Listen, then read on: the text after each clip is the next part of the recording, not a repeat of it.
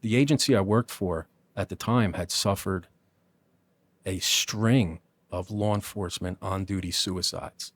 At one point, our agency had the highest ratio of officer suicides and them on duty. What was the reason for that?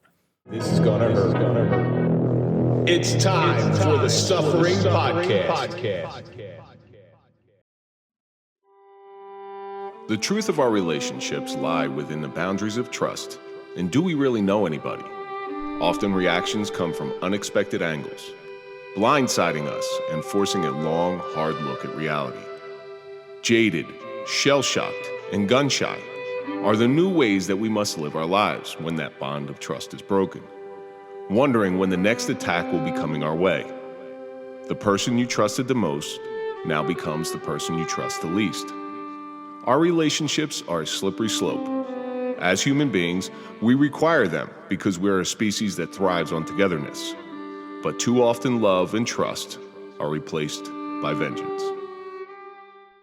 I'm Kevin Donaldson here with Mike Failace, and welcome to the Suffering Podcast. If you're a fan of overcoming adversity and overcoming suffering, then we're for you, because that's the stories that we highlight. So do me a favor, hit that like button, subscribe to the channel, please comment, and now you can join. Don't forget to ring the bell so you can get notified of all of our new content, and follow us on all social media so you can find out exactly what we're up to. On this episode of the Suffering Podcast, we welcome Tom Flynn to discuss the suffering of a domestic. Tom knows all too well when a marriage falls apart and a relationship goes sour. Before we get into anything, let's throw a big shout out to our marquee sponsor, that's Toyota of Hackensack. We don't trust anybody as police, but we do trust them. So go to toyotaofhackensack.com, let them find you a car. So Tom, thank you so much for coming in. It's my pleasure. He's like a big fan, too. I know, I love it. He's on all of our Instagram lives and all that stuff. I mean, that's crazy. You know, ever since we've seen that Flynn tee coming up on Instagram, it always puts a smile on my face because it makes it all worth it. Well, really why don't we does. get into how you and Tom met? So Tom found the show through Mike DePalma. Mike DePalma. More people have found the show through Mike DePalma than anybody else. Maybe Stuart Churchill is another one. All of our Hoboken connections. And the oddest thing happened. I'm doing something at my church. My church is based out of New York City. And I'm walking back, and I don't like going into the city at all. I'm walking back. We're right in front of Madison Square Garden. I'm trying to get to the path, and getting in the path with all that construction going on is a nightmare. And I hear Kevin Donaldson. I was like, oh man. Oh, shit. As long as it's not a cop. You know, it's usually Hands behind your back. Somebody maybe arrested or something. That's what I'm thinking. I'm like, oh my God. And I turn around and I don't recognize you because I only see your name. Yeah. And there you go. And you introduce yourself. And I remember on the ride home, I called Mike DePalma. I said, yeah, who's this guy, Tom Flynn? He follows us on Instagram. Tell me about him. And Mike told me about him. And then it clicked. Because Mike had told me about what you have done for him, and we're going to get into that. Sure. So, Tom, each week we take a social media question from one of our audience. This one comes from Barabbas316. Real simple. So what are you grateful for? Because out of all the crap that all of us have gone through on this table, there has to be gratitude in your life. So what are you grateful for? Absolutely. 110%. It comes immediately to mind. The greatest day for me as a human being is the day I became a father. Changes everything. Yeah, Absolutely. Even before then, I can tell you when I put my hand on my wife's abdomen when she was pregnant, and my first daughter, Grace. You know, like children in the womb, they kick. You feel that first kick. This wasn't a kick. It was a soft, gentle, I don't know if she was moving her foot. And the way I describe it to people I know, it was through my hand straight up to God. Mm. It was. It's through the hand straight to the heart also. Absolutely. I mean, that's, you know. We, as fathers, it's not the same as carrying them in the womb. But when you carry them in your heart and carry them in their mind, that is fatherhood. And it's the best thing. It's finally caring for something more than you care for yourself. As police, what do? Right? We care for others. Care for everybody else. Yep, absolutely. In what's known as the noble cause, right? Even if we go for different reasons, it's a good job, whatever it is, we're doing it because we want to be a part of something that's bigger than us individually. And there's nothing more than being a father. Mike, what do you think? You know, I mean, everything we've been through, right now, I'm grateful for my feet to move in the morning. Every day I wake up, I'm just grateful that we could take on another day. Like I said, I'm probably the oldest guy in the room again. So You are. yeah. You are. So I'm just grateful for every day. Like Tom said, I mean, you're grateful for your kids, the birth of your kids. I was there for the birth of both of my kids, and it was, fantastic. There's the first time your kid looks up at you and smiles when they finally could recognize you, that's a great experience. But I'm just grateful to wake up every day now. You see so much stuff going on now. I mean, these fires in Maui and all that, and how many people lost their houses and lost everything. People are jumping in the water to get away from it. I saw that. You just got to be grateful for what you have. Like I said, I'm grateful to wake up every morning and get my feet moving. Once my feet move, people say, like, how you doing? I say, I woke up this morning. Yeah. That's Step one. Yeah. I hate to wake up dead. I am grateful for many things in my life, and sometimes you get a little short-sighted when you get stuck inside your darkness here. Of course, I'm grateful for my wife. I'm grateful for my kids. I'm grateful for my family. I'm grateful for my friends. This is going to surprise a lot of people, but what I'm most grateful for in my life is sitting right next to me. Because although he pisses me off like you wouldn't believe, As you've seen. I love him dearly. I can testify as a witness to that. I love him dearly. I love him more than I love my own brother. Yeah. Okay. And I think, again, I'm going to say this twice, while he pisses me off to no end, he makes me better. He makes me better in a lot of different ways. So I know I'm boosting up his ego right here, which isn't a good thing. You're going to make me get up and give you a hug. Yeah, man. I do. I love him dearly, and I'm very grateful for Mike Failace. That says it. I'm very grateful that he came in on episode 9, and that's the picture you see up there. So, You know what, too, Kevin, and being grateful just for the Suffering Podcast. Of course. Every time someone says, oh, I love your podcast, and they always say, you helped so many people. Yeah. That, to me, is why we do this. When they say it helps a lot of people, it almost brings a tear to my eye. See, we have, 10,300 subscribers now or something like hopefully that? it'll be more by the time this airs. And counting. And counting. It just amazes me that 10,000 people want to see us or listen. I said, I posted something on Instagram the other day. I said, thank God they tune in to listen to our guests, because I know they're not tuning in to listen to us. Nah, for sure it is. Listen, as a fan, I can say it's for the whole thing. Yeah, it's a way of interacting with people. Our trauma gives us perspective, but other people's trauma is sort of, it gets us out of ourselves, and that's what the show does. It gets you out of your own little closet, and the world's a pretty broad place. For sure. You get it. So anyway, Barnabas, thank you so much. You made me fucking to thank this guy, but no, I thank you. After I pissed you off 20 minutes ago. Thank you so much. You almost blew that answer, by the way.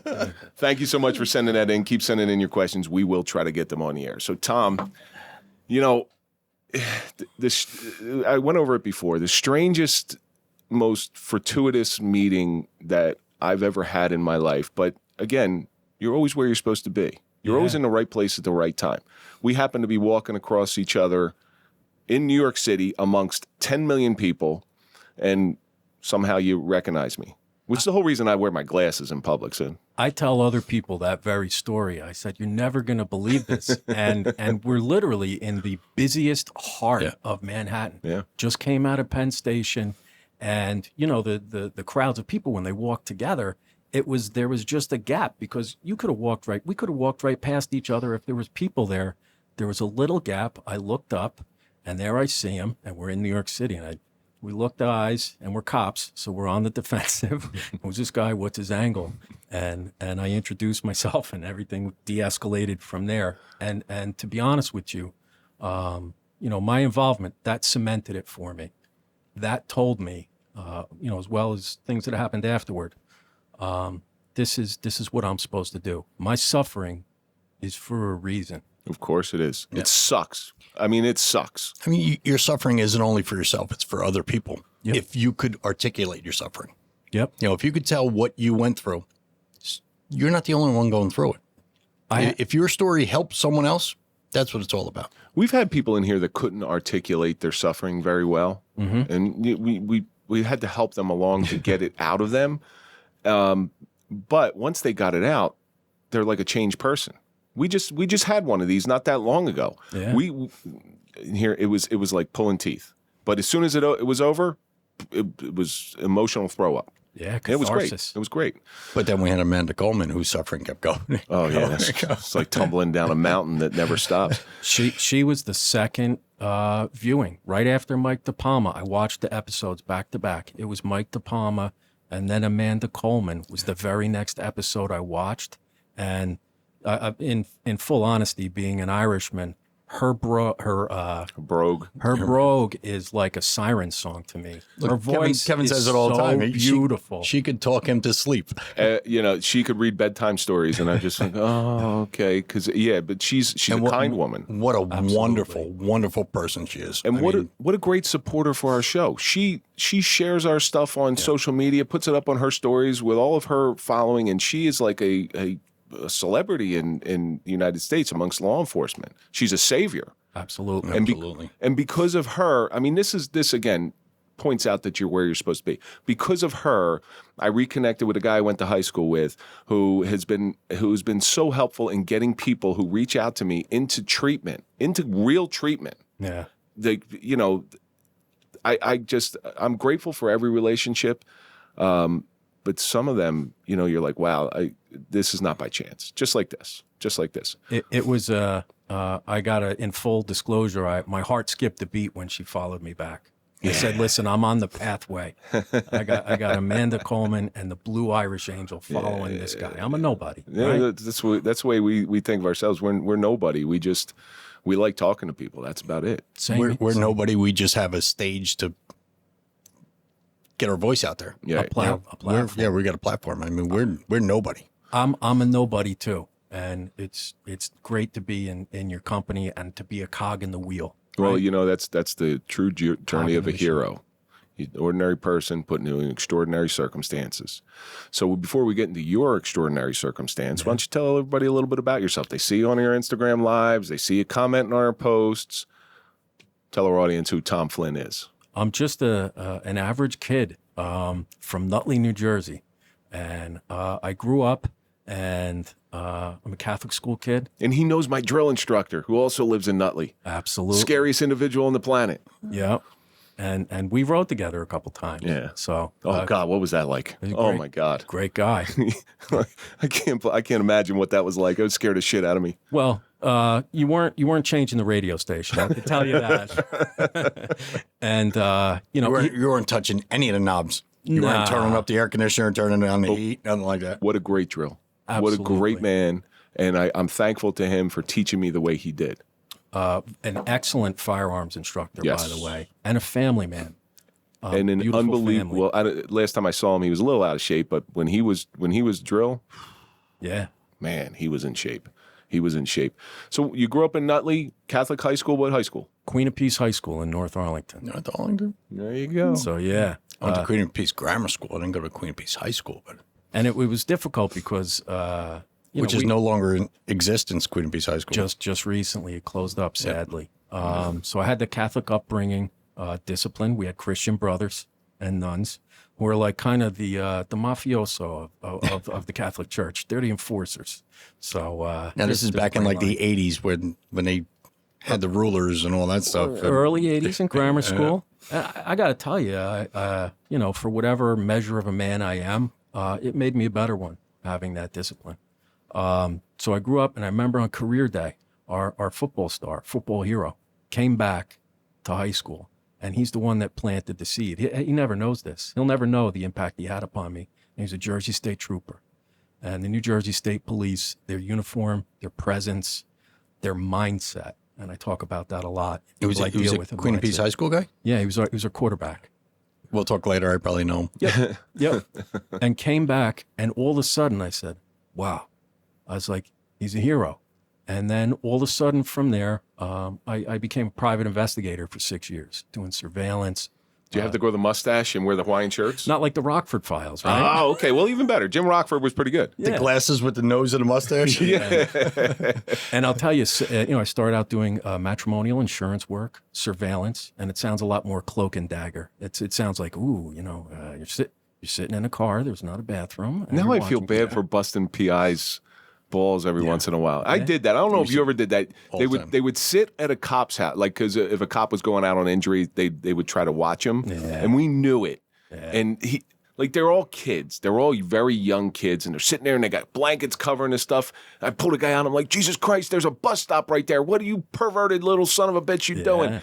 And you see him just start getting really, really nervous. And we knew what he was doing. Yep. Yeah. So I had that too, But, if a guy that's good at his trade, you go to the PD and you check in, you give your plate and you give your DL and say, listen, I'm doing a surveillance here. But not if you're doing surveillance on a cop. No, I passed up those jobs. I actually had law enforcement executives that I was tasked surveillance, and I asked them, please assign this to somebody else. So anyway, getting back to the law enforcement inspiration, it put the bug in my ear, and I said, I want to do the noble cause. I want to be the superhero. Like, you want to be there. You want to be that guy that somebody turns to when they don't know where else to go. To help the weak, to be caring, and then fierce against the bully. And I said, that's what I want to be.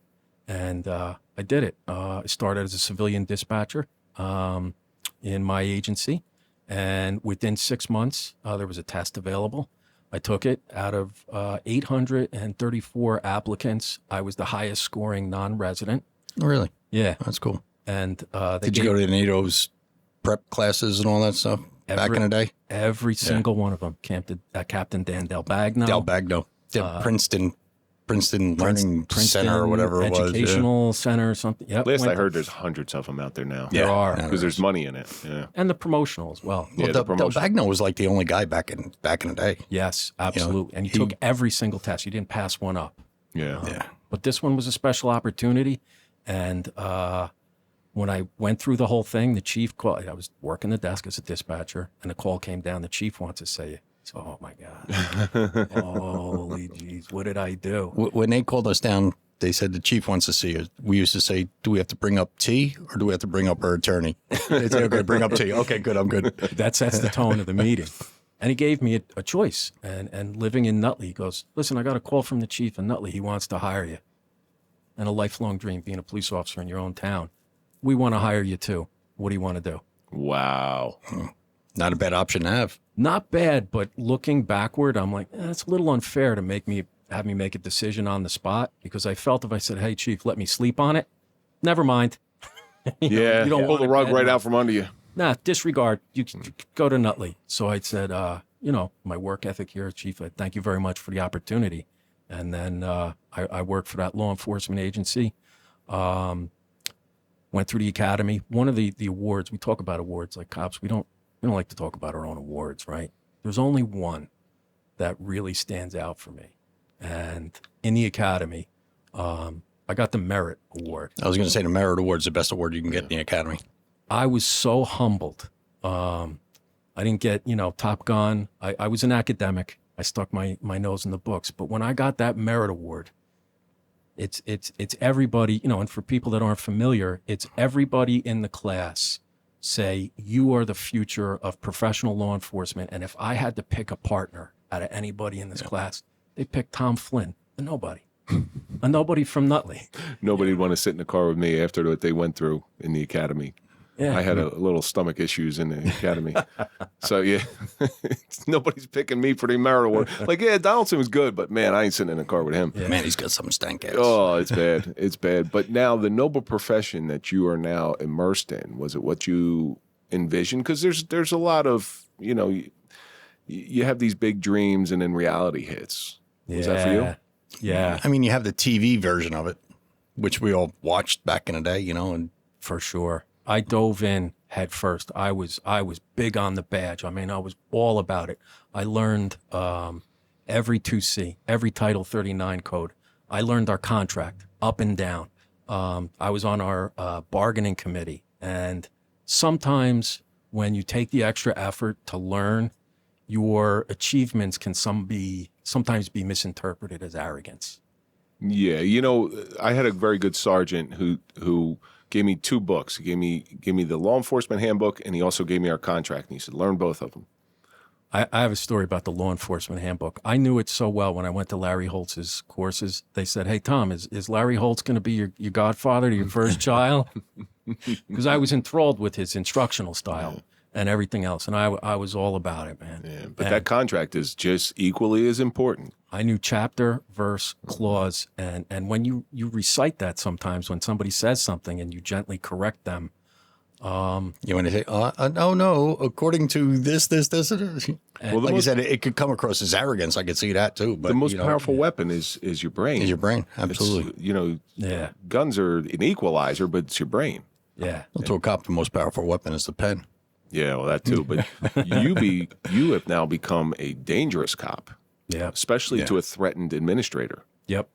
And there's this power struggle sometimes between rank and file, management, and the union. And I tried to strike that balance. And at the time, entering, this is sort of a subnote, the agency I worked for at the time had suffered a string of law enforcement on-duty suicides. At one point, our agency had the highest ratio of officer suicides and them on duty. What was the reason for that? They vary. I mean, it's all the demons of law enforcement. It's the things. But so concentrated? Yeah, within a short string. When I came on as a civilian, there's that line between civilian and police. And, you got civilians behind the desk. They got to earn your trust for a good reason. And I got on there, and they were still mourning a loss of a recent on-duty suicide. 2 years in, I'm a rookie cop. I'm working a side job. We had a festival in town, so roads get closed, people get angry, directing traffic, and we get a call. Everybody 88, which means come into headquarters. That was our code, 88. Everybody? I was like, we're going to let we're going to let the cars go through. As it turned out, in a neighboring jurisdiction, a lieutenant from my agency had a domestic issue, had chased his spouse around the house with the firearm, cornered her in a closet, and put one in her head, and then put one in himself. That happened to somebody in my local, that same scenario. So I started to think, wait a second. Yeah, what am I getting into? What did am I out of the frying pan into the fire? Maybe I should go back to surveillance. But now you're starting to dissect your own brain. Like, what did I step into? Why is this happening? Yeah. Were you married at the time? No. No. So you were a cop and then got married? Yeah, that was my first one. You're not a real cop unless you get married twice. Yeah. And it did have a factor. That's what. So you got divorced. You got married and then divorced? The first wife, lovely. Well, I was in love. We had been friends, known each other for 16 years, and got married. I was new on the job. And the joke is, the first Flynn marriage lasted slightly longer than the cocktail hour. And it happened to be a scheduling thing. So, you're a rookie. He's like, remember we used to go up to the weekend every time, our cousins, we got a wedding. It's like, I can't get off. I can't get, well, just have somebody work for you. Just put in for vacation. No, you don't understand. Doesn't work that way. Doesn't work that way. I got to go. And a lot of our relationships based on social outings. And I can tell you, we divorced amicably. I did it pro se, wrote up all the paperwork. $385 or something like that. You got it, bro. $399, I think it is on those billboards. But at the time, there used to be $385. Now it's like $425. Yep. Or $495 or something like that. Yeah, there's a fuel surcharge for some reason. I can't figure it out. But yeah, we did it. Kind of spit in the hand. We hugged each other, went our separate ways. No children, no assets, and it was really, really clean. The way to go. So I advanced in my career. I was one of the first in my class to get promoted to sergeant among some very tough candidates, and then eventually promoted to the rank of lieutenant. Had a lot of specialized assignments. I was a field training officer. I ran the field training program. I was assigned as accreditation manager for law enforcement accreditation and excellence. Kalia. This one was state chiefs. We started out with Kalia, with the numerous standards, and then we went back to the state chiefs. So, I was also on the SWAT team. The camera may not show it, again, mindset. You know, I was in better shape then, but it was one of the best times I had. The training, we had call outs, we had active incidents. Well, was it your dissolution of your marriage made you focus more on your job? Is that what happened? I think I was always driven towards the job, and it's a fickle beast. Yeah. I would change priorities if I had to do it all over again. I might have changed my priority. I wouldn't mind being a patrolman. But like I said, you were young in your career. I mean, you know, you're. I don't want to say your marriage was based on social activities, but you can't get off. And if you don't have a partner that doesn't understand law enforcement, you know. Yeah. But as smart as you are,